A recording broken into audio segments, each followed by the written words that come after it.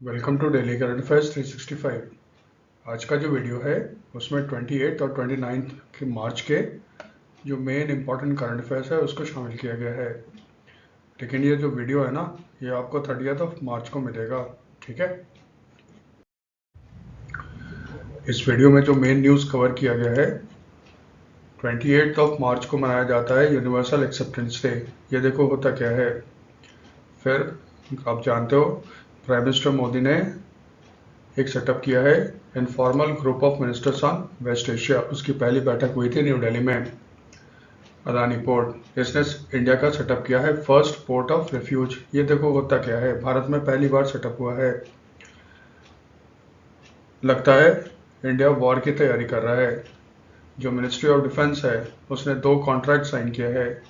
एक तो है वो तुनकुश का air defence missile system by करेगा रशिया से, और फिर जो यूएस से उसने बाई किया है P-8I पोसाइडन। ठीक है, ये मैरीटाइम रिकॉनेसेंस प्लेन है इंडियन नेवी का। उसका जो मेंटेनेंस और ओवरहॉलिंग होगा ना, वो भारत में होगा।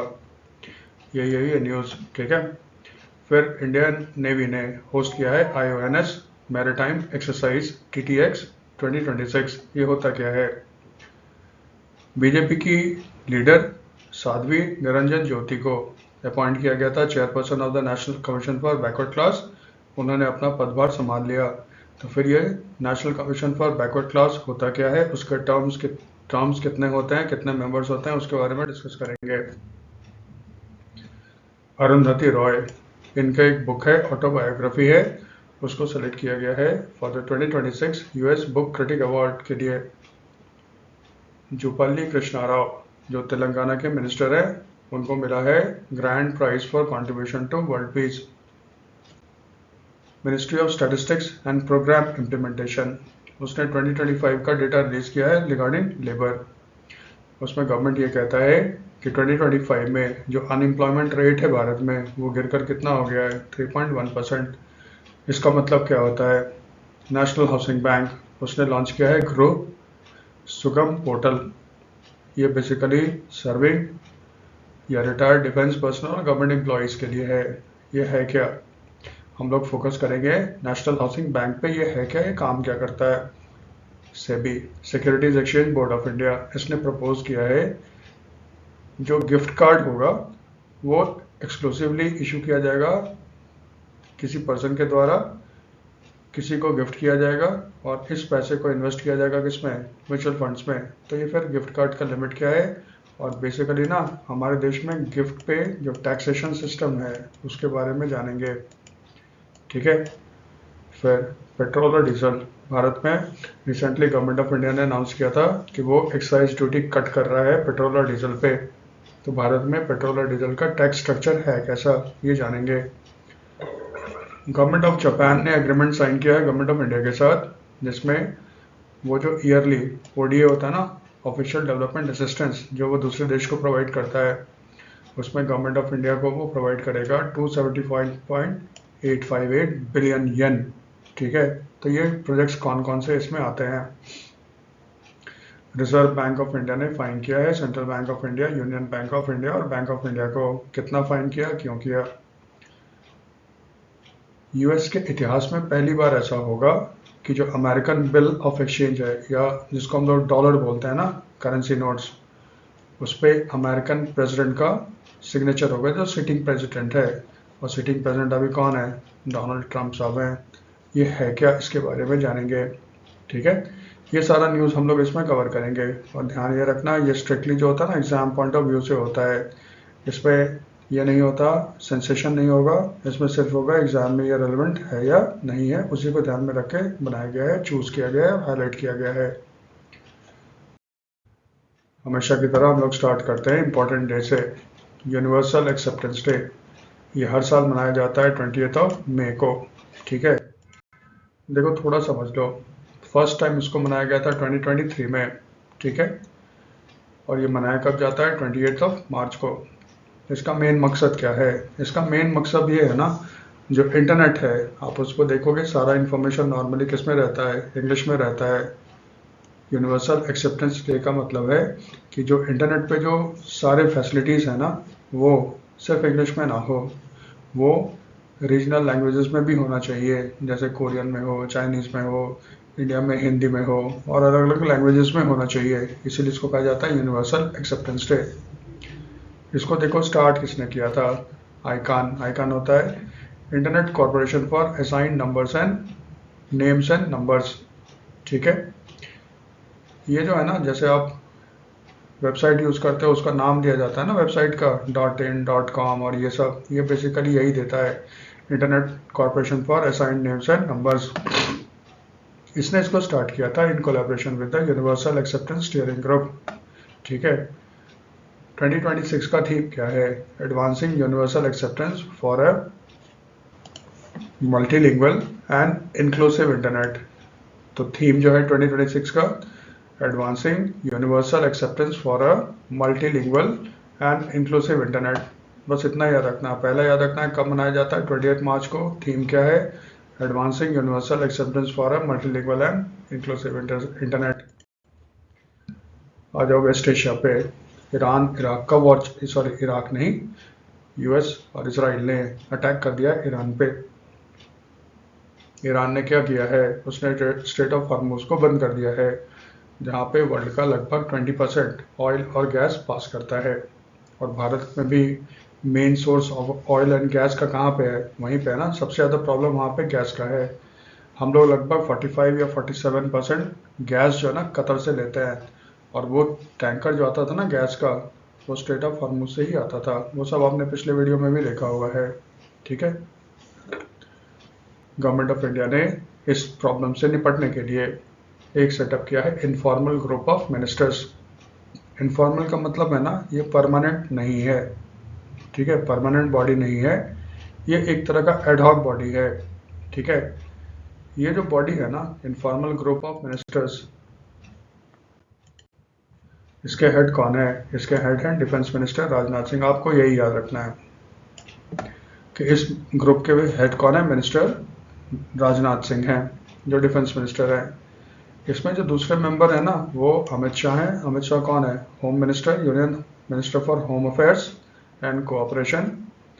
Nirmala Sitharaman, union minister for finance and corporate affairs. Hardeep Singh Puri, union minister for petroleum and natural gas. ये देखो 4 इसके कोर हैं, लेकिन इसके अलावा ना और भी मिनिस्टर्स को इसमें बुलाया जाता है। इसीलिए देखो, जो पहला मीटिंग हुआ था 28 मार्च को न्यू दिल्ली में कर्तव्य भवन में, उसमें चेयरमैन तो राजनाथ सिंह ही थे, लेकिन उसमें अटेंड किसने किया था? Nirmala Sitharaman finance minister, minister of parliamentary affairs Kiran Rijiju साहब, ministry of petroleum natural gas Hardeep Singh Puri, minister of power Manohar Lal Khattar, chemical and fertilizer minister JP Nadda, consumer affairs food and public distribution Pralhad Joshi, civil aviation K Rammohan Naidu, और यूनियन मिनिस्टर ऑफ स्टेट और the ministry of science and technology doctor Jitendra Prasad. इसमें सारे ministers का नाम नहीं पूछेगा, क्योंकि इसकी बैठक होती रहेगा, मिनिस्टर का कंपोजिशन चेंज होता रहेगा। आप सिर्फ यही याद रखिएगा इसके हेड कौन है। इसके हेड है डिफेंस मिनिस्टर राज, यही याद रखना है इसमें। फिर अदानी पोर्ट, ये सेटअप करेगा इंडिया का फर्स्ट पोर्ट ऑफ रेफ्यूज। देखो ऐसा है ना, ये विश्व में बहुत देशों में है, ये भारत में भी होगा। इसमें देखो इश्यू क्या था, जैसे थोड़ा सा पीछे चले जाओ, भारत में हुआ था मिलान नेवल एक्सरसाइज। ठीक है, विशाखापट्टनम में हुआ था ना ये। उसमें ईरानियन शिप भी आए थे। अब तो पता चल रहा है 3 शिप आए थे। ये लोग फिर वापस जा रहे थे ईरान। तब तक क्या हुआ था, यूएस ने अटैक कर दिया था ईरान पे। तो इसमें से एक जो शिप थी ना, IRIS ईरान की, देना, अब न्यूज़ में आ रहा है इसने पहले सेंचुरी मांगा था श्रीलंका में। ठीक है, श्रीलंकन गवर्नमेंट ने रिफ्यूज़ कर दिया, क्योंकि ये वहाँ के जो प्रेसिडेंट है ना दिसानायके साहब, उन्होंने खुद बताया है पार्लियामेंट में, IRS लेना को उन्होंने रिफ्यूज़ कर दिया। उसके बाद क्या हुआ, वहाँ पे एक अमेरिकन सबमरीन था, उसने टॉर्पीडो मारा और IRS देना को सिंक कर दिया। और ये आपने सुना होगा, इस पर बहुत हो हल्ला मचा था। उसके बाद 2 जो ईरानियन नेवल शिप थी, ठीक है। उसके बाद एक दूसरी शिप थी IRIS बुशहर,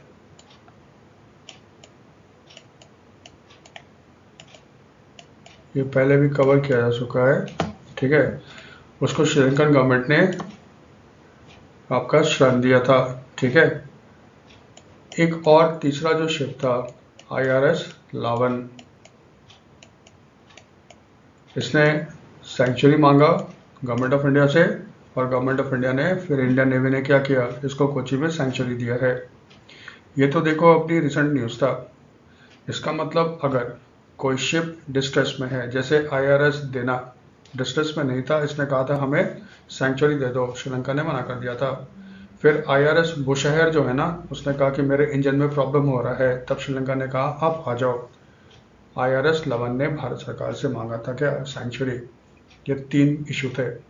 तो यहाँ पे देखो क्या हुआ, इस घटना के बाद अदानी पोर्ट ने अनाउंस किया है कि वो ना 2 पोर्ट जो होगा अपना अदानी पोर्ट का, उसको बनाएगा ये port of refuge. Port of refuge का मतलब है अगर इंटरनेशनल वाटर में कोई शिप है जो मुसीबत में फंस गया, ठीक है, मुसीबत में ऐसे फंस सकता है उसके इंजन वगैरह ख़राब हो गए, या फिर मान लीजिए उस पर पायरेट अटैक कर रहे हैं, या फिर मान लो कोई वेदर ख़राब हो गया, शिप डूबने की बात होती है, जहाँ पे सेलर की जान बचाने की प्रायोरिटी होती है। अगर कोई शिप इस तरह के चक्कर में फंसता है, स्ट्रेस में आता है, या फिर वहाँ पे खतरा होता है, तो वो रेफ्यूज ले सकता है, शरण ले सकता है, हिंदी में कहते हैं ना शरण ले सकता है। एक पोर्ट जो होगा ना दिघी पोर्ट पे, दिघी पोर्ट कहाँ है, ये रायगढ़ डिस्ट्रिक्ट महाराष्ट्र में है। इसका मतलब जो अरेबियन सी है, अगर ये देखो इंडिया है ना, ये महाराष्ट्र हो गया, यहाँ पे आपका अरेबियन सी, यानी कि इस एरिया में अगर कोई शिप है डिस्ट्रेस में है तो वो आ सकता है, और उसको रिफ्यूज कहाँ मिलेगा, दिघी पोर्ट पे। ये देखो वेस्ट है, ईस्ट है सॉरी हमारा, इधर कौन सा है, वे ऑफ बंगाल। अदानी का ना एक पोर्ट है गोपालपुर, गोपालपुर कहाँ है, उड़ीसा में। तो west of Bengal bay of Bengal में जो आपका शिप होगा, उसमें अगर क्राइसिस में आता है वो, तो वो रिफ्यूज ले सकता है गोपालपुर में जो अडानी का पोर्ट है। अरेबियन सी में अगर कोई शिप डिस्ट्रेस में है तो वो शेल्टर ले सकता है कहाँ पे, दिघी पोर्ट में, जो कहाँ पे है, महाराष्ट्र में। ये याद रखना है, ये बहुत इंपॉर्टेंट है, दिघी पोर्ट और गोपालपुर, याद है, ठीक है। और IRS देना, IRIS बुशहर और IRIS लवन, ये तो आपको याद रहेगा। फिर डिफेंस में ही रहते हैं, सिचुएशन बहुत ही ख़राब लगता है। देखो एक होता है ना, उसने प्रपोजल को एक्सेप्ट किया है। प्रपोजल में आपने पढ़ा होगा कि उसने इंडियन नेवी, आर्मी, एयरफोर्स के लिए किया है 2 लाख करोड़ का। प्रपोजल को हम लोग तब तक शामिल नहीं कर सकते जब तक कि उसके साथ एग्रीमेंट साइन नहीं हो जाता, ठीक है। मिनिस्ट्री ऑफ डिफेंस ने 2 एग्रीमेंट साइन किए हैं। एक तो वो बाय करेगा तुंगुश का एयर डिफेंस मिसाइल सिस्टम, और दूसरा जो हम लोगों ने बोइंग से खरीद रखा है ना, maritime reconnaissance plane P-8I Poseidon, इसका जो मेंटेनेंस वगैरह का काम होगा ना, ये भारत में होगा। ये 2 न्यूज़ था, तो पहले एक एक करके कर लो। टोटल जो डील है ना, कॉन्ट्रैक्ट, वो है 858 करोड़ का। उसमें 2 हैं। पहला कौन है, 445 रुपीज़ करीब का जो कॉन्ट्रैक्ट है वो साइन किया गया है रशिया के रोसोबोरोन एक्सपोर्ट, ठीक है, उससे साइन किया गया है। इसमें क्या होगा, इसमें additional Tunguska air defence missile system खरीदा जाएगा। किससे, ये खरीदा जाएगा रशिया से। और ये किसके लिए होगा, ये आर्मी के लिए होगा। ये देखो अभी भी डिप्लॉयड है इंडियन आर्मी में। ऑपरेशन सिंदूर के समय जब पाकिस्तान से आपके ड्रोन्स वगैरह आ रहे थे ना, तो इसने इसका इस्तेमाल किया गया था उसको न्यूट्रलाइज करने के लिए। गवर्नमेंट ऑफ इंडिया और खरीद रहा है वो रशिया से। ये जो है ना, इसकी खासियत देखो क्या है, तुंगुस्का जो है ना, ये बेसिकली इसमें सरफेस टू एयर मिसाइल भी है, और इसमें ना ऑटो कैनन्स भी हैं, यानी कि छोटे से एक तरह का मान सको तो छोटे छोटे 2 तोप भी है। इससे क्या होगा, जो लो फ्लाइंग एरियल थ्रेट्स है, जैसे हेलीकॉप्टर्स हो गया, ड्रोन्स हो गया, या लो फ्लाइंग क्रूज मिसाइल्स है ना, उसको ये हवा में ही उड़ा देगा। इसीलिए इसको कहा जाता है क्या, एयर डिफेंस सिस्टम। ठीक है। इसी में ना जो दूसरा है कंपोनेंट डील का, वो है 413 करोड़ का, जो मिनिस्ट्री ऑफ डिफेंस ने साइन किया है with the Boeing India defence private limited. ये सब्सिडरी कंपनी है बोइंग की, और बोइंग कहाँ की कंपनी है, यूएस की कंपनी है। ठीक है। इसमें देखो क्या होगा, इंडियन नेवी अभी ऑपरेट करता है 12 P8I, आई का मतलब इंडिया होता है। ठीक है। 12 P8I पोसाइडन एयरक्राफ्ट, ये इंडियन नेवी के पास है। अब देखो उसका सर्विसिंग होगा, मेंटेनेंस होगा ना। अभी क्या होता है, उसको भेजना पड़ता है हमें इंडिया से बाहर। अब इस डील के तहत क्या है, जो Boeing India defence private limited है, वो भारत में ही सेटअप करेगा एमआरओ होता है maintenance repair and overhaul facility. अब क्या होगा, इसको बाहर जाने की ज़रूरत नहीं होगी, सारा मेंटेनेंस वगैरह का जो काम होगा ना, ये भारत में ही आपका हो जाएगा। ठीक है। तो ये दो तरह का हो गया, एक हो गया तुंगुस्का, और दूसरा कौन हो गया, बोइंग का जो रख रखाव है, मेंटेनेंस का काम है, अब वो कहाँ पे होगा, इंडिया में होगा। यहाँ तक याद रहेगा। और याद रखना पोसाइडन जो है ना, maritime long range maritime reconnaissance का मतलब होता है जासूसी, टोही विमान। और इसको सबमरीन वॉरफेयर में भी इस्तेमाल किया जाता है, यानी कि सबमरीन को ना पानी के नीचे रहते हैं, उसको ढूंढने में ये मदद करता है। यहाँ तक ठीक है। डिफेंस में ही रहते हैं। इंडियन नेवी ने होस्ट किया है IONS मैरीटाइम एक्सरसाइज 2026। पहले तो फुल फॉर्म ले लो। IONS का क्या होता है, इंडियन ओशन नेवल सिंपोजियम। ठीक है। इसका फुल फॉर्म होता है इंडियन ओशन नेवल सिंपोजियम। इसमें देखो क्या है, ये जो है ना मैरीटाइम एक्सरसाइज, ये कहाँ पे किया गया था, maritime warfare centre southern naval command. Southern naval command कहाँ है, कोच्चि में।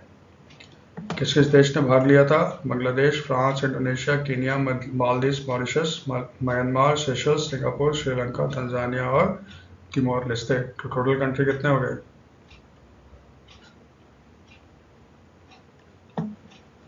टोटल कंट्री अगर इंडिया को मिला लें तो टोटल कंट्री कितना पार्टिसिपेट किया है, 13। ठीक है। 12 फॉरेन कंट्रीज हैं और एक इंडिया है। ध्यान ये रखिएगा, जो इंडियन ओशन नेवल सिंपोजियम है ना, इसका मेन मकसद क्या होता है कि यहाँ के जो इंडियन ओशन के साथ साथ सटे हुए जो देश हैं, उसके नेवी के बीच में कोऑपरेशन को बढ़ाना, ताकि अगर ह्यूमैनिटेरियन असिस्टेंस चाहिए तो फिर ये कोऑर्डिनेट कर सके। 26-28 का, यानी कि 2 ईयर्स के लिए इंडियन ओशन नेवल सिंपोजियम का जो चेयरमैनशिप है ना, वो इंडिया को मिला है। इससे पहले किसके पास था, फिलीपींस के पास था। तो इसका मतलब अगले 2 साल 26, 27, 28, यानी कि 3 साल तक इसका हेड कौन रहेगा, इंडिया रहेगा। और हमारे देश के नेवी चीफ अभी फिलहाल कौन है, एडमिरल दिनेश त्रिपाठी। तो भारत के तरफ से इंडियन ओशन नेवल सिंपोजियम का जो हेड होता है ना, वो इंडिया के नेवी के चीफ होंगे। और फिलहाल अभी नेवी चीफ कौन है, एडमिरल दिनेश त्रिपाठी है। यही ध्यान रखना है इसमें, इससे ज़्यादा कुछ नहीं करना। तो हम लोग आ जाते हैं पर्सन इन न्यूज़ अपॉइंटमेंट पे। ये है बीजेपी की लीडर, उत्तर प्रदेश की हैं, साध्वी निरंजन ज्योति। इसको प्रेसिडेंट ने अपॉइंट किया था as the chairperson of national commission for backward classes. इन्होंने वो पदभार ग्रहण कर लिया। यही देखो सिंबॉलिकली वो क्या कर रही है, साइन कर रही हैं। ठीक है।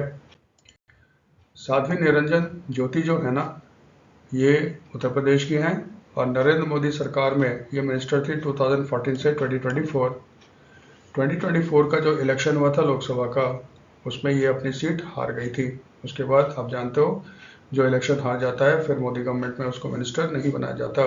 तो मोदी गवर्नमेंट ने क्या किया है, इनको अपॉइंट कर दिया गया है the chairperson of national commission for backward class. देखो सबसे इम्पोर्टेंट चीज़ क्या रहेगा, 90% चांस है किसको चेयरपर्सन अपॉइंट किया गया है the national commission for backward class, Sadhvi Niranjan Jyoti. दूसरा पूछेगा ना, जो national commission for backward class होता है उसका टर्म कितना होता है, उसका टर्म होता है 3 इयर्स। यानी कि चेयरपर्सन हो या मेंबर हो, उनका टर्म होता है 3 इयर्स का। और एक व्यक्ति मैक्सिमम 2 बार बन सकता है चेयरपर्सन किसका, national commission for backward class. तो फिर हम लोग थोड़ा सा स्टडी पोर्शन कर लें NCBC के बारे में, national commission for backward class. देखो कॉन्स्टिट्यूशन में ना बैकवर्ड क्लासेस के वेलफेयर के लिए कुछ कुछ प्रोविजंस दिए गए हैं और भारत सरकार को कहा गया था कि प्रेसिडेंट एक कमीशन अपॉइंट करेगा जो जो बैकवर्ड क्लासेस के वेलफेयर के लिए रेकमेंड करेगा। ठीक है, तो पहला जो कमीशन बना था वो था आपका काका केलकर कमीशन। दूसरा जो बना था मंडल कमीशन। ठीक है, गवर्नमेंट ऑफ इंडिया ने क्या किया 1993 में, यानी कि उस समय प्राइम मिनिस्टर कौन थे, नरसिम्हा राव। पार्लियामेंट ने एक लॉ पास किया, national commission for backward class act 1993, जिसमें प्रोविजन किया गया कि एक कमीशन बनेगा बैकवर्ड क्लासेस के लिए जिसका नाम होगा NCBC, national commission for backward class. अब देखो ये पार्लियामेंट के द्वारा बनाया गया है, इसलिए ये कौन सा बॉडी हो गया, स्टैट्यूटरी हो गया। स्टैट्यूटरी का मतलब होता है लीगल बॉडी है, क्योंकि इसको एक कानून के द्वारा सेटअप किया गया है ना। बाद में क्या हुआ था 2018 में, प्राइम मिनिस्टर कौन थे, नरेंद्र मोदी। पार्लियामेंट ने पास किया 102 constitutional amendment act, 102 constitutional amendment act. तो फिर जो national commission for backward class है ना, उसका स्टेटस स्टैट्यूटरी से क्या बन गया, कॉन्स्टिट्यूशनल बन गया। जैसे national commission for scheduled caste होता है, national commission for scheduled tribes होता है, ये दोनों कॉन्स्टिट्यूशनल बॉडी हैं। इसी तरह national commission for backward class में क्या हो गया, कॉन्स्टिट्यूशनल बॉडी हो गया, क्योंकि इसको मेंशन कहाँ किया गया है, कॉन्स्टिट्यूशन में मेंशन किया गया है। यहाँ तक ठीक है। इसमें 5 मेंबर होते हैं, सॉरी टोटल मेंबर कितना होता है 5, एक चेयरपर्सन, एक वाइस चेयरपर्सन और 3 मेंबर। शर्त इसमें यह कहा गया ना, इसमें से कम एक जो होगी वो कौन होगी, वुमेन होगी। ठीक है, अब देखो जो चेयरपर्सन वाइस चेयरपर्सन होगा प्लस 3 में से कम 2 मेंबर जो होंगे ना, वो कहाँ से आएंगे, socially and educationally backward classes. यानी 5 में से तो कम 4 मेंबर तो socially and educationally backward classes से ही आएंगे। यहाँ तक ठीक है। अपॉइंट कौन करता है, प्रेसिडेंट ऑफ इंडिया। इसका देखो काम क्या है, काम क्या रहेगा। जैसे आप सुनते हो ना, सेंट्रल गवर्नमेंट जब रिजर्वेशन प्रोवाइड करता है बैकवर्ड क्लासेस के लिए, जिसको ओबीसी बोलते हैं ना, तो कौन सी कम्युनिटी को इसमें शामिल करना है, तो उस कम्युनिटी का रिकमेंडेशन कौन करता है, national commission for backward classes. तो ये रिकमेंड करता है गवर्नमेंट ऑफ इंडिया को, इस कम्युनिटी को बैकवर्ड क्लास के लिस्ट में डाल दो।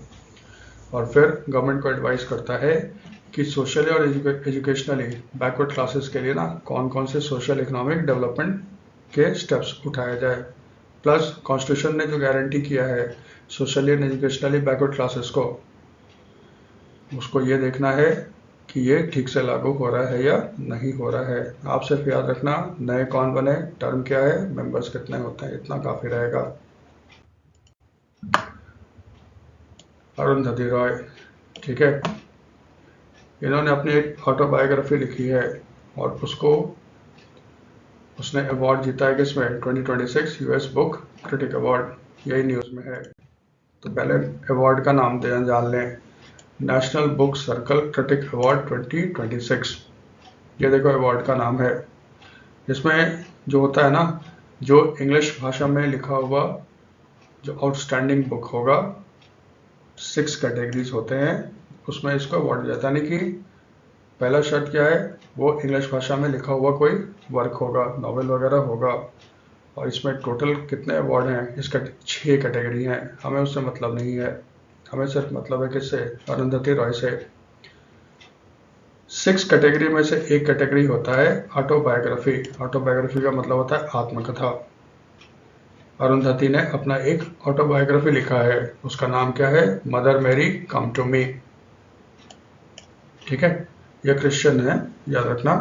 तो इन्होंने एक बुक लिखा है, उसका नाम है मदर मेरी कम टू मी।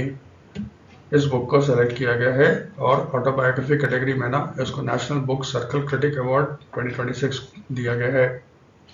दूसरा जो हमारे काम का था, साउथ कोरिया की राइटर है हांगकांग। 2024 में इनको नोबेल प्राइज मिला था। इन्होंने एक बुक लिखा है वी डू नॉट पार्ट। ठीक है, वी डू नॉट पार्ट, ये कोरियन भाषा में लिखा गया था, फिर इसको इंग्लिश में ट्रांसलेट किया गया था। ठीक है, तो वी डू नॉट पार्ट जो हांगकांग ने लिखा था, उसको कैटेगरी किस में मिला है, फिक्शन के कैटेगरी में मिला है। बस ये दोनों याद रखना है, बाकी हम छोड़ सकते हैं। अरुंधति रॉय की फेमस क्या है इनकी एक बुक है गॉड ऑफ स्मॉल थिंग्स, सबसे फेमस बुक है।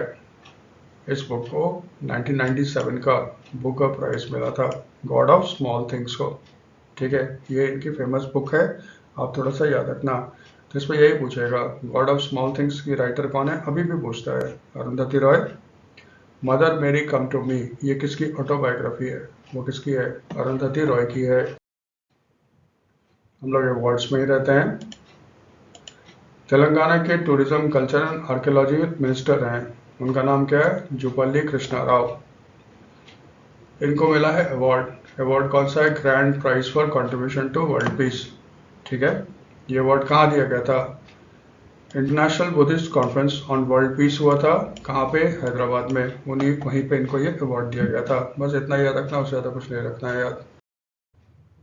अब हम लोग इकोनॉमिक्स, बैंकिंग एंड फाइनेंस के लिए उसको कवर करते हैं। अब एक रिपोर्ट आया था, ठीक है, ये रिपोर्ट का नाम है पीरियोडिक लेबर फोर्स सर्वे 2025 का। इसमें जो सर्वे किया गया है ना, वो है जनवरी टू दिसंबर 2025। इसका मतलब पूरे साल का ये रिपोर्ट है।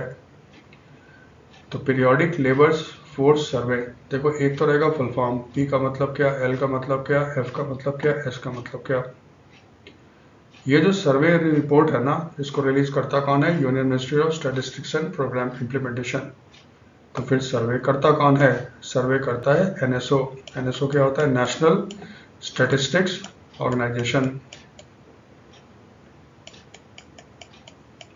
नेशनल स्टैटिस्टिक्स ऑर्गेनाइजेशन, यही है ना, एनएसओ का फुल फॉर्म याद रखना है। यही सर्वे करता है। फीचर क्या है इस सर्वे का, जो हमारे काम का, बस बहुत लंबा चौड़ा सर्वे है, बहुत सारा डेटा है जो हमारे काम का है ना, जितना हमारा काम बन जाए बस सिर्फ उसको उठाया है। अनएम्प्लॉयमेंट रेट, पहले तो ये देखना है अनएम्प्लॉयमेंट रेट होता क्या है। It is the percentage of labour force that is unemployed, means जो लोग काम करना चाहते हैं लेकिन उनको काम नहीं मिल रहा है। ये जो गवर्नमेंट का डेटा होता है ना, इसी को कहते हैं क्या, अनएम्प्लॉयमेंट रेट। यहाँ पे ये रिपोर्ट क्या कहता है, जो अनएम्प्लॉयमेंट रेट है for person of age 15 years and above, तो यहाँ पे कट ऑफ क्या है, देखो 15 साल एंड अबव। तो ये कहता है जो अनएम्प्लॉयमेंट रेट था in 2025 for age 15 years and above, वो कितना है, 3.1% है। जबकि 2024 में कितना था, 3.2%, और 2022 में कितना था, 3.6%। इसका मतलब थोड़ा सा अनएम्प्लॉयमेंट भारत में क्या हुआ है, स्टैटिस्टिक्स के हिसाब से कम हुआ है।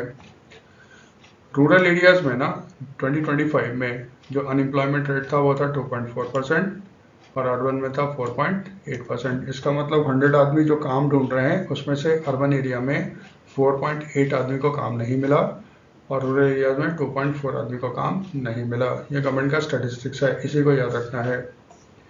दूसरा वर्ड यूज करता है labour force participation rate, LFPR, full form याद रखना है। होता क्या है, ये percentage of the population who are in the labour force, ठीक है, यानी कि जो काम करना चाहते हैं, जो कर रहे हैं, जो काम ढूंढ रहे हैं, और जो काम के लिए अवेलेबल है, यानी कि सब चीज़ हो गया इसमें, उसको कहते हैं लेबर फोर्स पार्टिसिपेशन रेट।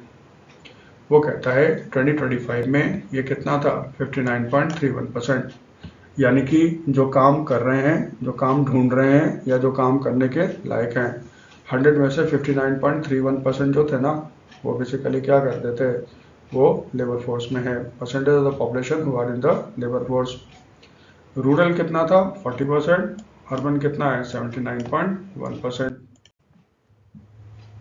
तीसरा होता है WPR, वर्कर पॉपुलेशन रेशियो। ये ना फुल फॉर्म भी पूछते हैं थोड़ा, इसीलिए बस इतना कर दिया है। ये क्या दिखाता है, it is the percentage of population employed. 2025 में 57.4% ऑफ द पॉपुलेशन जो है ना, वो एम्प्लॉयड है। फीमेल में कितना था, 38.8, और मेल में कितना है, 76.6। बस अनएम्प्लॉयमेंट वाला थोड़ा याद रखना, ठीक है। लेबर फोर्स पार्टिसिपेशन रेट का फुल फॉर्म याद रखिएगा, ओवरऑल परसेंटेज याद रखिएगा, और worker population ratio full form और परसेंटेज याद रखना। इतना ही करना है, बहुत ज़्यादा इसमें डेटा है, उतना नहीं कर सकते हम लोग, हैंडल भी नहीं कर सकते हो आप, याद नहीं कर सकते हो। नेशनल हाउसिंग बैंक, उसने लॉन्च किया है गृह सुगम पोर्टल, ठीक है। तो एनएचबी का पहले कर लो full form, national housing bank. ये पोर्टल है ना, गृह सुगम पोर्टल, तो ये पोर्टल करेगा क्या? ये फोकस करेगा on simplifying the home loan process for retired और serving defence personnel and the government employees. इसका मतलब गवर्नमेंट एम्प्लॉयज़ के लिए है, और ये किसके लिए? डिफेंस वालों के लिए जो काम कर रहे हैं या जो रिटायर हो चुके हैं। ठीक है, इस पोर्टल के माध्यम से ये जो अपना घर बनाना चाहते हैं वो कनेक्ट करेगा किससे? NHB supported schemes design to promote inclusive and secure housing. जैसे एनएचबी है ना, वो हाउसिंग प्रोजेक्ट्स को भी फाइनेंस करता है। ठीक है, बेसिकली क्या होगा, ये इस तरह के जो प्रोजेक्ट्स होते हैं ना, उसका मेन मकसद होता है ये अफोर्डेबल होना चाहिए। ठीक है, तो जो डिफेंस पर्सनल हैं, गवर्नमेंट एम्प्लॉयज़ हैं, जो चाहिए जिनको अपना घर, वो एनएचबी के इस पोर्टल पे आ सकते हैं, ग्रुप सुगम पोर्टल पे। फिर एनएचबी उनको वो प्रोजेक्ट दिखा देगा जहाँ पे वो फाइनेंस कर रहा है। इस तरह के प्रोजेक्ट्स अवेलेबल हैं। ठीक है, ये देखो इसका मतलब है। इस टॉपिक को उठाने का एक तो सिग्नल सा मतलब होगा, गृह सुगम पोर्टल किसने लॉन्च किया? नेशनल हाउसिंग बैंक ही आएगा। नेशनल हाउसिंग बैंक के बारे में थोड़ा सा जान लीजिए। ये बेसिकली क्या है, एक ऑल इंडिया फाइनेंशियल इंस्टीट्यूशंस है। जैसे रेगुलेशन के लिए ना आरबीआई ने क्या किया है, फाइनेंशियल इंस्टीट्यूशंस को डिस्ट्रीब्यूट कर दिया ऑल इंडिया लेवल पे। एक तो आपके बैंक्स हो गए, एक हो गया एनबीएफसी, और एक हो गया ऑल इंडिया फाइनेंशियल इंस्टीट्यूशंस। ठीक है, तो नेशनल हाउसिंग बैंक हो गया, एक्सिम बैंक हो गया, नबार्ड हो गया, सिडबी हो गया, एनएबी, एफआईडी हो गया, ये सारे क्या है आपके ऑल इंडिया फाइनेंशियल इंस्टीट्यूशन, यानी कि टोटल कितने हैं? 5। ठीक है, नेशनल हाउसिंग बैंक को सेटअप किया गया था 1998 में। ठीक है, under the national housing bank act 1987। इसका मतलब ये कानून के तहत सेटअप हुआ है। इसका मतलब ये क्या हो गया, स्टैट्यूटरी बॉडी हो गया। ठीक है, इसको सेटअप किया गया था 1998 में। ठीक है, शुरू में जब इसको सेटअप किया गया था ना, तो इसका ओनर कौन था? Reserve bank of India. ये उसकी एक सब्सिडरी कंपनी थी। फिर नरसिम्हम कमेटी 2 का जो रिकमेंडेशन आया था, उसके बाद आरबीआई ने अपना सारा शेयर दे दिया किसको? गवर्नमेंट ऑफ इंडिया को। इसका मतलब आज के डेट में इसका मालिक कौन है? Government of India. हमेशा याद रखना, जितने भी भारत में ऑल इंडिया फाइनेंशियल इंस्टीट्यूशंस है, नबार्ड हो गया, सिडबी वगैरह हो गया, है ना, एक्सिम बैंक हो गया, एनएबी, एफआईडी हो गया, सबका रेगुलेटर कौन होता है? आरबीआई। ठीक है, एनएचबी का काम क्या है? अब देखो यहाँ पे ना थोड़ा ध्यान देना, इसके पास सुपरवाइजरी पावर है over the housing finance companies in India. अब जैसे एक हाउसिंग फाइनेंस कंपनी है एलआईसी हाउसिंग फाइनेंस। ये जो है ना एलआईसी हाउसिंग फाइनेंस, ये रजिस्टर्ड है एज अ एनबीएफसी। ये एनबीएफसी के रूप में रजिस्टर्ड है। ठीक है, ध्यान रखना, पहले इसका रेगुलेशन वगैरह सब काम करता था नेशनल हाउसिंग बैंक। बाद में गवर्नमेंट ऑफ इंडिया ने डिसाइड किया कि जितने भी भारत में हाउसिंग फाइनेंस होंगे कंपनीज जो एनबीएफसी के रूप में रजिस्टर्ड है, उनका जो रेगुलेटर होगा ना वो आरबीआई होगा। लेकिन इनका जो सुपरविजन का काम होगा, यानी कि इनका ऑडिट होगा, देखभाल करना, ये सारा काम एनएचबी को छोड़ दिया गया है। ध्यान रखना, अगर पूछता है भारत में हाउसिंग फाइनेंस कंपनीज का रेगुलेशन कौन करता है, एनएचबी पे टिक मत मारना। रेगुलेटर कौन है? आरबीआई। नेशनल हाउसिंग बैंक के पास सिर्फ सुपरविजन का पावर है, ये याद रखना। नेशनल हाउसिंग बैंक जो है ना, वो फाइनेंशियल सर्विसेज भी प्रोवाइड करता है हाउसिंग फाइनेंस में। वो हमें और आप डायरेक्टली लोन नहीं देगा घर बनाने के लिए। नेशनल हाउसिंग बैंक वो रीफाइनेंस की फैसिलिटी देता है। इसका मतलब वो बेसिकली क्या करता है, बैंक्स को पैसा देगा, एनबीएफसी को देगा, हाउसिंग फाइनेंस को देगा, और फिर वो लोग हमें लोन देते हैं। तो वो रीफाइनेंस करता है बेसिकली प्रोजेक्ट्स का। हाँ, कुछ कुछ प्रोजेक्ट्स जो डेवलप हो रहे हैं तो डेवलपर्स वगैरह को ये पैसे वगैरह प्रोवाइड करता है, वहाँ पे डायरेक्ट फाइनेंसिंग हो जाता है। ये तो याद रखा। लेकिन पहला चीज़ याद रखना है, भारत में हाउसिंग फाइनेंस कंपनीज को रेगुलेट करता है रिजर्व बैंक ऑफ इंडिया, जो एनबीएफसी है। एनएचबी का मालिक जो है गवर्नमेंट ऑफ इंडिया है। इसका जो हेडक्वार्टर है वो दिल्ली में है, और फिलहाल अभी मैनेजिंग डायरेक्टर कौन है? Sanjay Shukla. SEBI, securities exchange board of India, इसने प्रपोज किया है gift card for mutual funds. ये ना एक प्रीपेड इंस्ट्रूमेंट होगा जिसका मैक्सिमम वैल्यू कितना होगा 1000 रुपीज़ 10,000 रुपीज़ सॉरी। प्रीपेड का मतलब क्या होता है, आप पैसा देके इसको बाय करते हो, जैसे गिफ्ट कार्ड वगैरह होता है ना, आप पैसा देके उसको बाय कर लो, ठीक है। तो ये भी एक प्रीपेड इंस्ट्रूमेंट होगा जिसका मैक्सिमम वैल्यू होगा 10,000 रुपीज़। वैलिडिटी कितना होगा, 1 ईयर के लिए होगा। तो फिर इस प्रीपेड इंस्ट्रूमेंट को कौन इशू करेगा, इसको इशू करेगा बैंक्स या एनबीएफसी या दोनों। तो बैंक्स एंड एनबीएफसी इसको जारी कर सकते हैं। तो इसमें क्या होगा, जो आदमी ये गिफ्ट इशू करेगा वो गिफ्ट देगा किसी और को, उसके बाद फिर वो आदमी क्या करेगा, उस पैसे का यूज़ करेगा और उसके बाद वो म्यूचुअल फंड में इन्वेस्ट करना शुरू कर देगा।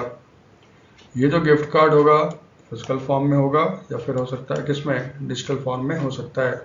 आपको याद रखना है क्या, मैक्सिमम वैल्यू कितना 10,000, वैलिड कितना होगा 1 ईयर के लिए होगा, और इससे आप क्या करोगे, म्यूचुअल फंड स्कीम्स में इन्वेस्ट करोगे। थोड़ा सा जान लो टैक्सेशन रिगार्डिंग गिफ्ट्स। ऐसे याद रखना, अगर ब्लड रिलेटिव है ना, रिलेटिव में भी ब्लड रिलेटिव है, तो ब्लड रिलेटिव को जो गिफ्ट दिया जाता है ना उस पर टैक्स नहीं लगता। इसका मतलब फादर ने सन को दिया, उस पर टैक्स नहीं लगेगा। लेकिन अगर ब्लड रिलेटिव नहीं है या नॉन रिलेटिव है तो 50,000 तक का जो टैक्स होता है ना, सॉरी गिफ्ट होता है, एक फाइनेंशियल ईयर में अगर होगा उस पर कोई टैक्स नहीं लगेगा। लेकिन अगर सपोज करो किसी आदमी को एक फाइनेंशियल ईयर में ना 51,000 रुपीज़ गिफ्ट के रूप में मिल गया, तो फिर 1,000 रुपीज़ जो है ना उस पर उसको टैक्स पे करना पड़ेगा। और ये टैक्स जो होगा ना बेसिकली इनकम टैक्स में शामिल होगा, इसको माना जाएगा इनकम फ्रॉम अनदर सोर्स। तो 50,000 तक का जो है ना गिफ्ट वो आपका टैक्स फ्री है अगर उसको रिसीव किया जाता है फ्रॉम नॉन रिलेटिव्स। हमेशा याद रखना, मैरिज के समय जो गिफ्ट दिए जाते हैं ना, सबसे ज़्यादा गिफ्ट कब दिए जाते हैं, मैरिज के समय, उस पर कोई टैक्स वगैरह नहीं लगता। तो फिर टैक्स पे कौन करेगा, क्या गिफ्ट देने वाला या जिसको गिफ्ट मिला है। गवर्नमेंट का इनकम टैक्स डिपार्टमेंट कहता है जिसको गिफ्ट मिला है उसके लिए इनकम माना जाएगा। तो फिर जो गिफ्ट रिसीव करता है ना उसको टैक्स पे करना पड़ता है, जो एप्लीकेबल टैक्स रेट होगा। टैक्स पे रहे, जैसे पिछले बार में आपने पढ़ा भी होगा, गवर्नमेंट ऑफ इंडिया ने क्या किया था, पेट्रोल और डीजल पे कस्टम ड्यूटी को, सॉरी एक्साइज ड्यूटी को कट किया था, और फिर उसने लगा दिया था export tax on export of ETF, aviation turbine fuel and diesel. ये पिछले वाले वीडियो में ही था ना आपका। थोड़ा सा समझ लो पेट्रोल और डीजल पे टैक्स स्ट्रक्चर क्या है, ठीक है। पिछले वाले वीडियो में भी किया था। हमारे देश में जो इनडायरेक्ट सिस्टम में जो रिफॉर्म किया गया इनडायरेक्ट टैक्स में, उसमें सेंट्रल गवर्नमेंट और स्टेट गवर्नमेंट दोनों का जो इनडायरेक्ट टैक्स है ना उसको मर्ज करके एक नया टैक्सेशन सिस्टम बनाया गया है, वो है आपका GST, goods and service tax. आप जानते हो भारत में गुड्स एंड सर्विस टैक्स कब से लागू हुआ था, 1 जुलाई 2015 से, सॉरी 2017 से। तो 1 जुलाई 2017 से लागू हुआ था GST, goods and service tax, जिसमें सेंट्रल गवर्नमेंट और स्टेट गवर्नमेंट का जो इनडायरेक्ट टैक्स थे उसको लगभग एबॉलिश कर दिया गया, ऑलमोस्ट सारे को, कुछ को छोड़कर। जो पेट्रोलियम प्रोडक्ट्स है ना, जैसे पेट्रोल है, डीजल है, ये भी देखो जीएसटी के अंदर आता है। जीएसटी का जो सबसे बड़ा बॉडी जो डिसीजन लेता है वो है जीएसटी काउंसिल। इसके हमेशा याद रखना, इसका हेड जो होता है ना वो हमेशा होता है फाइनेंस मिनिस्टर, जो भारत सरकार का होता है। और इसमें जितने सारे स्टेट्स हैं प्लस वो यूनियन टेरिटरी जहाँ पे लेजिस्लेटिव असेंबली है, उसके फाइनेंस मिनिस्टर इसके मेंबर होते हैं। तो जीएसटी काउंसिल ने अभी तक डिसीजन नहीं लिया है, इसीलिए देखो पेट्रोल और डीजल जो है ना जीएसटी के अंदर नहीं आता। लेकिन वो चाहे जीएसटी काउंसिल तो पेट्रोल और डीजल को जीएसटी के अंदर ला सकते हैं। इसका मतलब जीएसटी जो पेट्रोल और डीजल है उस पर क्या लगता होगा, एक्साइज, यही लगता होगा ना। एक्साइज का मतलब क्या होता है, जो प्रोडक्शन के समय टैक्स लगता है, यानी कि कच्चा तेल है उसको इंडिया इंपोर्ट करता है तो उस समय कस्टम ड्यूटी देना पड़ेगा। लेकिन क्रूड ऑयल की बात नहीं कर रहे हैं ना, हम लोग पेट्रोलियम प्रोडक्ट्स की बात कर रहे हैं। तो क्रूड ऑयल गया कहाँ पे, रिफाइनरी में। रिफाइनरी में फिर क्या होगा, रिफाइनरी में उसका रिफाइनिंग होगा, प्रोडक्शन होगा, तो वहाँ पे लगेगा आपका एक्साइज ड्यूटी। ठीक है, तो फिर रिफाइनरी वाला क्या करेगा, वो पेट्रोल जब बेचेगा ना तो उसमें ये ड्यूटी वगैरह शामिल करके ही बेचेगा। ठीक है, यहाँ पे जो टैक्स लगता है पेट्रोल और डीजल पे, जो सेंट्रल गवर्नमेंट और स्टेट गवर्नमेंट दोनों लगा सकता है। सेंट्रल गवर्नमेंट कौन सा टैक्स लगाता है, एक तो लगाता है बेसिक एक्साइज ड्यूटी, यानी कि जब उसका मैन्युफैक्चरिंग कर जाता है, क्रूड ऑयल से कन्वर्ट किया जाता है इनटू पेट्रोल एंड डीजल, उसको कहते हैं बेसिक एक्साइज ड्यूटी। वो फिलहाल कितना है, ₹1.40 पर लीटर है पेट्रोल के लिए, ये याद करने की ज़रूरत नहीं है आपको, और ₹180 पर लीटर है किसके लिए, डीजल के लिए। बेसिक एक्साइज ड्यूटी के अलावा गवर्नमेंट ऑफ इंडिया उस पर लगाता है स्पेशल एडिशनल एक्साइज ड्यूटी, यानी कि एक्स्ट्रा ड्यूटी लगा दिया है। इसी को गवर्नमेंट ऑफ इंडिया ने रिड्यूस किया था, ₹10 लीटर कम किया था पेट्रोल पे, और ₹10 लीटर कम किया था किस पे, डीजल पे कम किया था। इसके बाद पेट्रोल पे अभी स्पेशल एक्साइज ड्यूटी कितना लग रहा है, ₹3 पर लीटर, और डीजल पे कितना लग रहा है, ₹0 पर लीटर, लेकिन अभी भी उसमें बेसिक एक्साइज ड्यूटी लग रहा है। तो सिर्फ स्पेशल एक्साइज ड्यूटी को कट करके किया गया था। यहाँ तक ठीक है, इसीलिए ओवरऑल फिगर पिछले वाले वीडियो में देख लो। इसके बाद इस पे लगाया जाता है सेस। सेस क्या होता है, टैक्स के ऊपर जो टैक्स लगाया जाता है ना, उसको कहते हैं क्या, सेस। ठीक है, जैसे एक्साइज ड्यूटी है वो लगा। अब एक्साइज ड्यूटी मान लो सपोज करो कितना है, सपोज करो एग्जांपल है, रियलिटी नहीं है, ₹10। अब गवर्नमेंट ऑफ इंडिया कहता है इस पे लगेगा एक सेस। सेस किसी एक पर्टिकुलर चीज के लिए लगाया जाता है, और सेस वैलिड होता है सिर्फ 1 साल के लिए। जैसे टैक्स एक बार लगा दिया ना, तो जब तक पार्लियामेंट उसको चेंज नहीं करेगा तब तक वो चलता रहेगा। इसका मतलब हजारों साल चलता रहेगा अगर गवर्नमेंट उसमें चेंज नहीं लाता है तो। सेस जो होता है ना, एक फाइनेंशियल ईयर के लिए वैलिड होता है। ठीक है, और वो किसी एक मकसद के लिए लगाया जाता है। तो इसका मतलब सेस से जो पैसा इकट्ठा होगा ना, वो उसी चीज पे खर्च किया जाएगा जिसके नाम पे ये सेस लगाया गया है। जैसे गवर्नमेंट ऑफ इंडिया ने 2 सेस लगा रखे हैं इस पे, एक है agriculture and infrastructure development cess.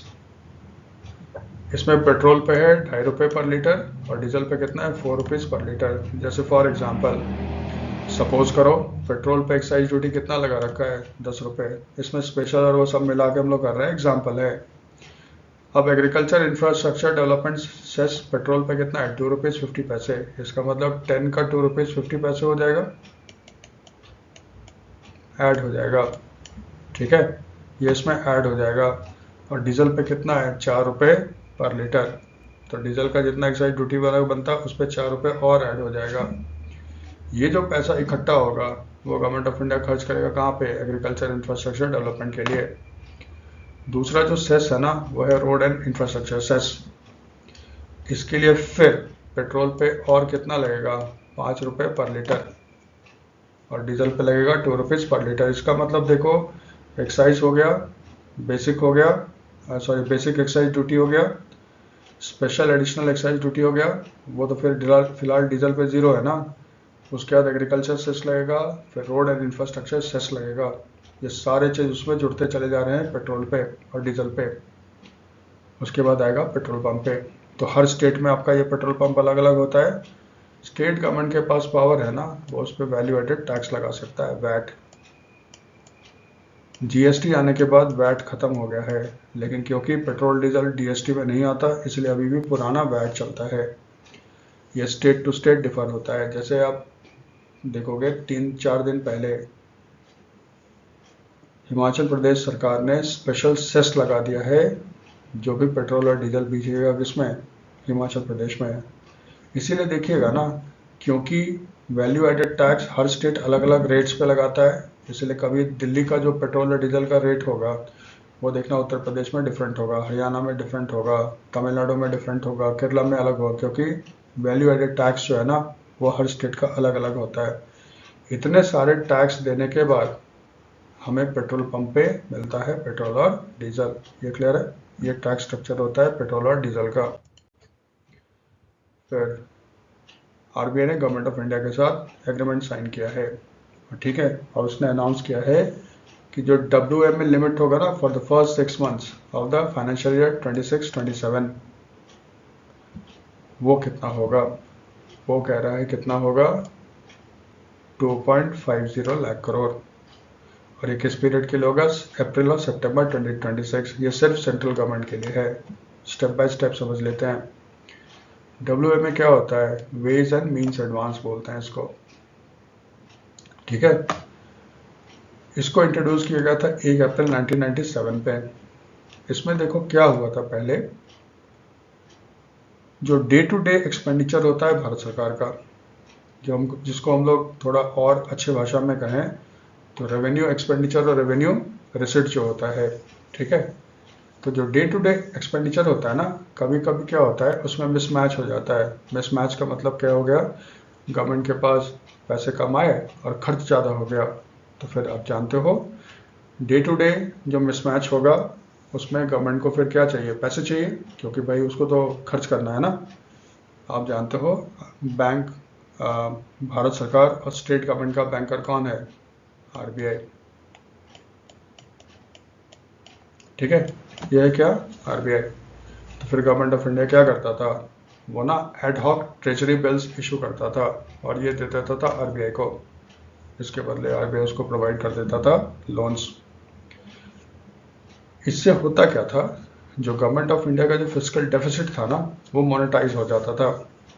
जबकि देखो ये बोरिंग होता था बिल्कुल 80 दिन 90 दिन के लिए होता था नॉर्मल, 90 डेज का बोरिंग होता था। जबकि फिस्कल डेफिसिट जो होता है ना, वो बेसिकली क्या होता है, लॉन्ग टर्म डेट को डिनोट करता है।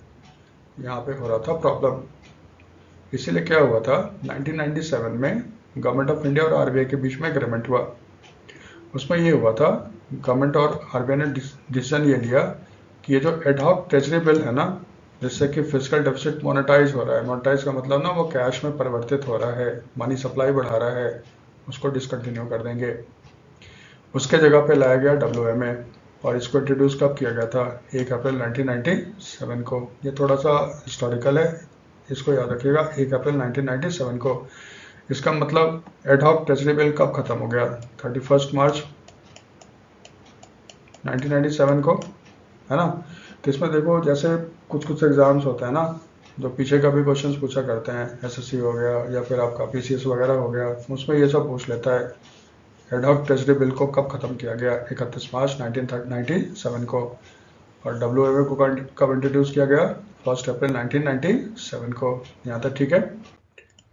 अब देखो WMA में होता क्या है, गवर्नमेंट ऑफ इंडिया ना RBI के साथ बैठेगा और एक एग्रीमेंट तय करेगा कि हमें WMA के तहत इतना बोरो करना है।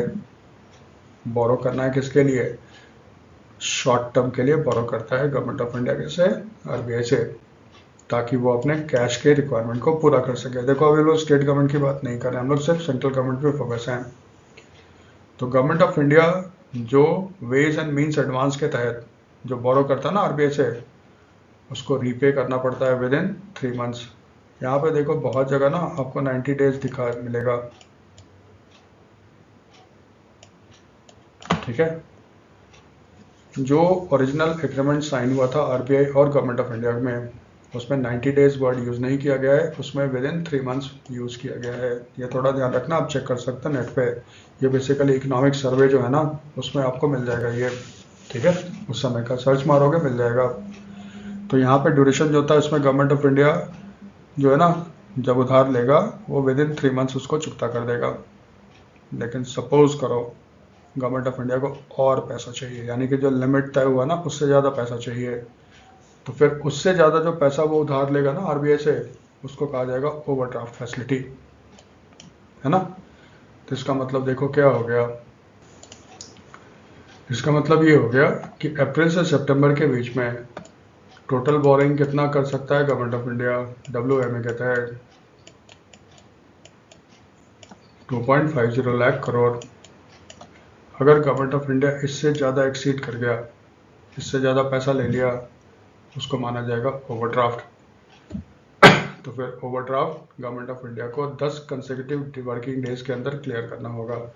इसका मतलब अगर लिमिट के अंदर WMA लेता है, WMA के तहत बोरो करता है RBI के साथ, तो गवर्नमेंट ऑफ इंडिया को ये लोन चुकाना पड़ेगा विद इन 3 मंथ्स। अगर उसने इससे ज़्यादा पैसा ले लिया, ओवरड्राफ्ट ले लिया, तो जो ओवरड्राफ्ट है ना उसको 10 कंसेक्यूटिव वर्किंग डेज के अंदर क्लियर करना पड़ता है। ठीक है, यहाँ पे जो लोन का अमाउंट है ना, ये आरबीआई डिसाइड करता है in consultation with government of India. ये जो अप्रैल टू सितंबर का जो अभी कैलेंडर इशू हुआ है, जिसमें 2.50 लाख तक का, वो करोड़ तक का ways and means advance RBI दे सकता है गवर्नमेंट ऑफ इंडिया को।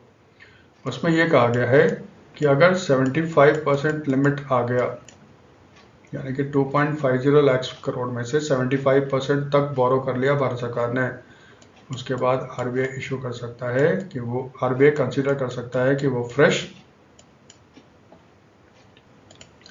मार्केट बोरोइंग कर सकता है।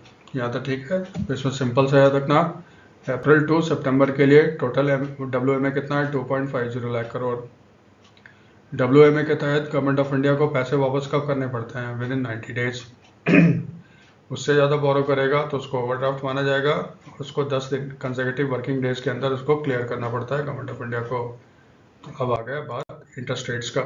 इंटरेस्ट रेट्स कितना होगा अगर लिमिट के अंदर गवर्नमेंट ऑफ इंडिया बोरो करेगा, यानी कि 2.50 लाख करोड़ तक का जो लिमिट है उसके अंदर बोरो करेगा फर्स्ट 6 मंथ्स में, तो उसको रेपो रेट जितना चल रहा है ना, उतना ही उसको देना पड़ेगा इंटरेस्ट रेट्स।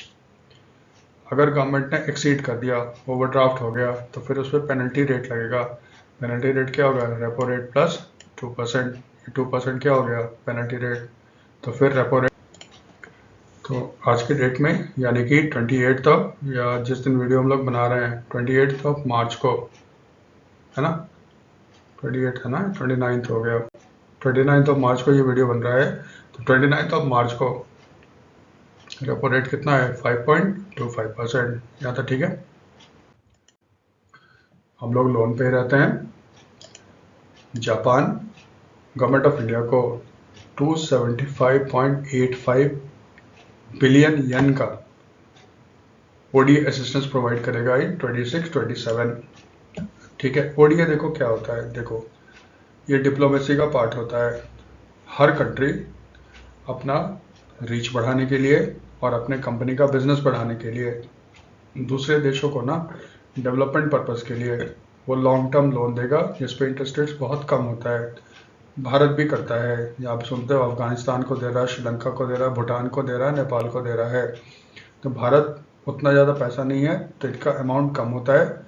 जापान एक डेवलप कंट्री है, उसका पैसे बहुत है, इसलिए वो हर साल दूसरे देश को ये देता है, लोन वगैरह प्रोवाइड करता है। ऑफिशियली इसको जापान में कहा जाता है ओडीए, ऑफिशियल डेवलपमेंट असिस्टेंस। और ये लोन जो है ना वो प्रोवाइड किया जाता है जीका के तहत। जीका क्या होता है, जापान इंटरनेशनल कोऑपरेशन एजेंसी। 26-27 का एग्रीमेंट साइन हुआ है भारत और जापान के बीच में, जिसमें जापान 26-27 में ओडीए के असिस्टेंस के तहत बेंगलुरु मेट्रो रेल प्रोजेक्ट को देगा कितना, 102.48 बिलियन येन। येन याद रखना जापान की करेंसी है। मुंबई मेट्रो को कितना देगा, 92.40 बिलियन येन। महाराष्ट्र में tertiary health care medical education के लिए कितना देगा, 62.294 बिलियन येन। और पंजाब में सस्टेनेबल हॉर्टिकल्चर को प्रमोट करने के लिए कितना देगा, 18.64 बिलियन येन। ये सारा येन में है। सबको मिला देना तो अप्रॉक्सीमेटली रुपये में ये कितना आ रहा है, 16,420 करोड़। क्योंकि ये वैल्यू रुपये में जो होगा ना चेंज होगा, चेंज इसलिए होगा क्योंकि इंडियन रुपी बहुत तेजी से डिप्रिशिएट कर रहा है। ठीक है, तो इसलिए ये येन में ही रखना। सिंपल सा पूछेगा येन किसकी करेंसी है, जापान की है। आरबीआई ने फाइन किया है 3 बैंकों को, एक है central bank of India, union bank of India और बैंक ऑफ इंडिया। ठीक है, 3 बैंक है। आप जानते हो बैंकिंग रेगुलेशन एक्ट के तहत, BRA एक्ट 1949 के तहत आरबीआई बैंक्स का रेगुलेटर है और सुपरविजन का पावर है। सुपरविजन के पावर के तहत आरबीआई को अधिकार है कि वो बैंक्स जो है ना उनके बुक्स का ऑडिट कर सकता है। तब उसको पता चलता है जो हमने नियम कानून बना रखे हैं बैंक ने उसको फॉलो किया है या नहीं किया।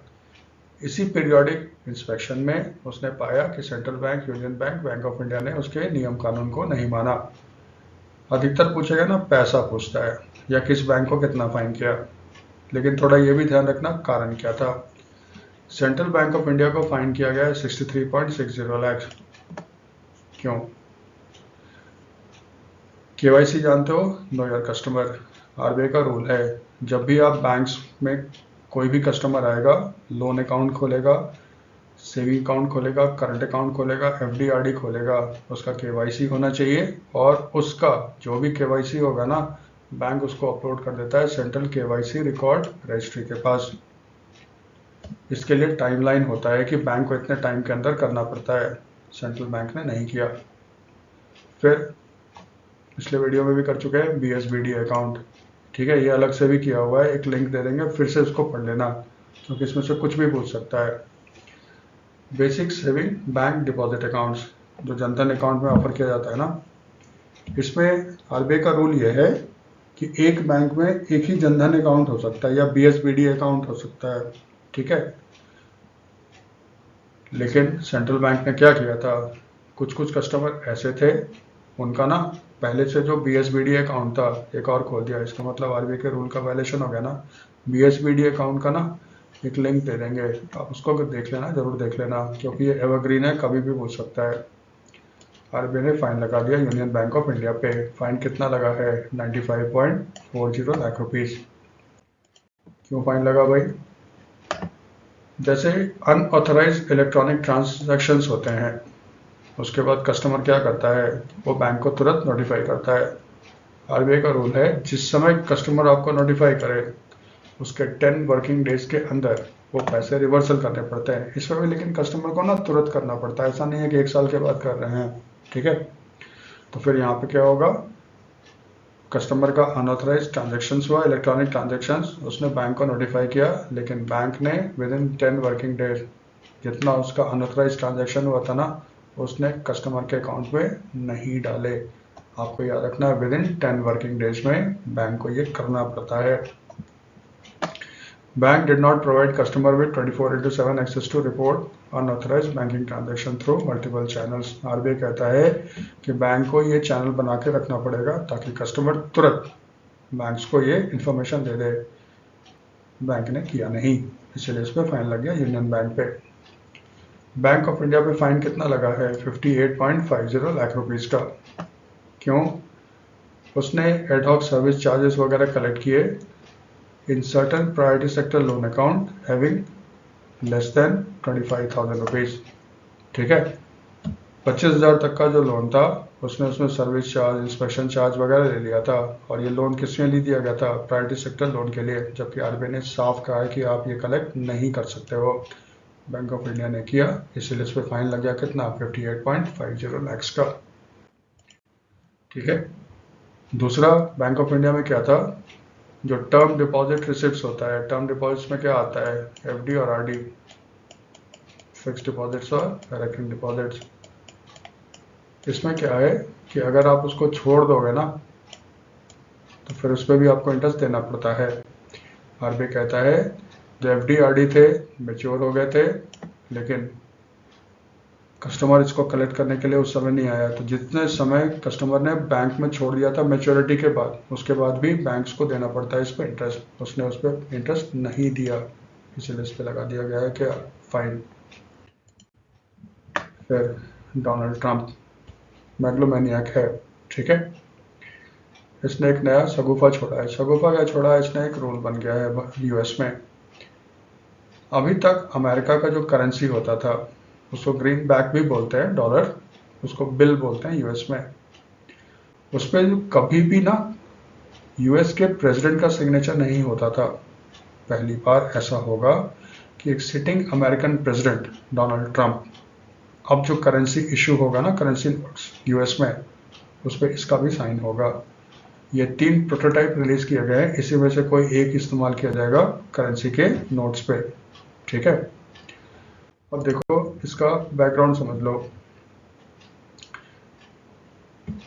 1862 में जो अमेरिकन कांग्रेस है, जैसे हमारे देश में पार्लियामेंट होता है ना, संसद बोलते हैं, अमेरिका के पार्लियामेंट को कहते हैं क्या, कांग्रेस। उसने एक लॉ पास किया था और उसने ऑथराइज किया था ट्रेजरी सेक्रेटरी को टू प्रिंट पेपर करेंसी। उस समय ना इसको कहा जाता था ग्रीन बैक्स, ठीक है। आज हम इसको किस नाम से जानते हैं, यूएस डॉलर्स के से, क्योंकि उस समय ना यूएस में सिविल वॉर चल रहा था बिटवीन नॉर्थ एंड साउथ। तो उसने कानून पास किया, उसने कहा ट्रेजरी सेक्रेटरी को कि आप पेपर करेंसी प्रिंट करो, यानी कि यूएस डॉलर प्रिंट करो। उस समय उसका नाम था ग्रीनबैक्स। ये एग्जाम में पूछा हुआ है। यूएस डॉलर को और किस नाम से जानते हैं? ग्रीनबैक्स। ठीक है। ट्रेजरी सेक्रेटरी कौन होता है? जैसे हमारे देश में ना आपका होता है ना फाइनेंस मिनिस्टर, उसी तरह यूएस में उसको कहते हैं ट्रेजरी सेक्रेटरी। ठीक है, उसको कहता था। उसके बाद क्या हुआ था, 1914 में फिर कानून को चेंज किया गया। यूएस का जो करेंसी था यानी कि डॉलर था, उस पर 2 आदमी साइन करते थे। एक तो उस समय जो ट्रेजरी सेक्रेटरी हुआ करता था और यूएस ट्रेजरर। ठीक है, जैसे हमारे देश में फाइनेंस सेक्रेटरी होता है ना, उसी तरह इक्विवेलेंट समझ लो यूएस ट्रेजरर। डोनाल्ड ट्रंप ने अब क्या किया है, उसने कहा ट्रेजरी सेक्रेटरी तो साइन करेगा ही करेगा, लेकिन जो यूएस ट्रेजरर साइन करता था ना, वो अब साइन नहीं करेगा, उसकी जगह पे हम साइन करेंगे। इसका मतलब अब जो नया यूएस डॉलर्स आएगा उस पर डोनाल्ड ट्रंप का सिग्नेचर होगा और secretary of treasury Scott Bessent का सिग्नेचर होगा। याद रखना ग्रीन बैक्स, ये याद रखना है। डॉलर को ग्रीन बैक्स भी कहते थे। ये तो याद रहेगा। अपने देश की बात करो, 2 से लेके 10,000 तक का, हाँ आरबीआई के पास पावर है, वो 10,000 तक के नोट को इशू कर सकता है। हमारे देश में 2 से लेके 10,000 तक के नोट का सिग्नेचर कौन करता है? आरबीआई का गवर्नर। ठीक है, जो 1 रुपए का होता है ना, उस पर बेसिकली साइन कौन करता था? Finance secretary.